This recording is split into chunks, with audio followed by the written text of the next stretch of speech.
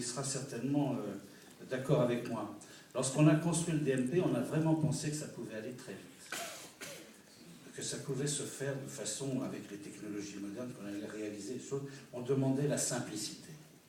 C'est-à-dire la simplicité, qu'on puisse avoir une identité, qu'on puisse avoir l'hérédité, qu'on puisse avoir les allergies, qu'on puisse avoir les antécédents d'hospitalisation et qu'on puisse avoir des résultats d'examen. On ne demandait pas la lune. Mais dès l'instant où il a fallu passer par la voie législative, on a construit un immeuble à multiples étages qui ne s'arrête pas de grimper, je sais. Ça a été d'abord sur l'hébergeur, comment avoir les hébergeurs, comment faire les appels d'offres, qui devait porter le DMP, quelle était l'assurance de la confidentialité, comment pouvait-on crypter le secret médical, comment pouvait-on avoir, comment dirais-je, non-accès à certaines données, parce que des patients ne veulent peut-être pas tout dire à leur médecin, alors qu'en fait, quand vous allez à l'hôpital, on sait tout.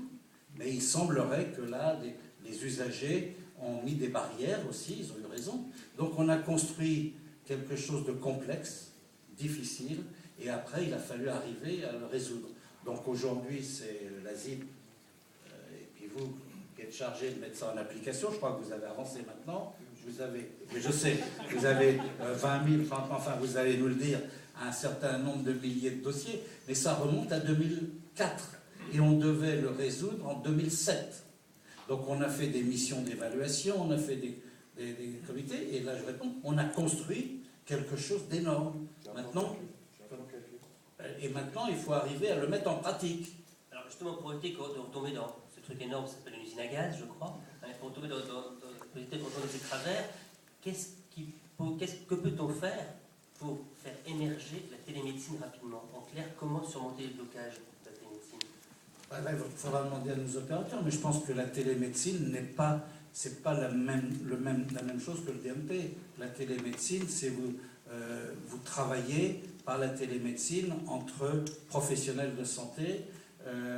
Là, il n'y a pas de dossier qui est donné à quelqu'un qui part comme ça. Donc on ne sait pas où. La clé USB, M. Robin me le dira peut-être, ce qui était un des obstacles, on me dit que les gens risquent de la perdre.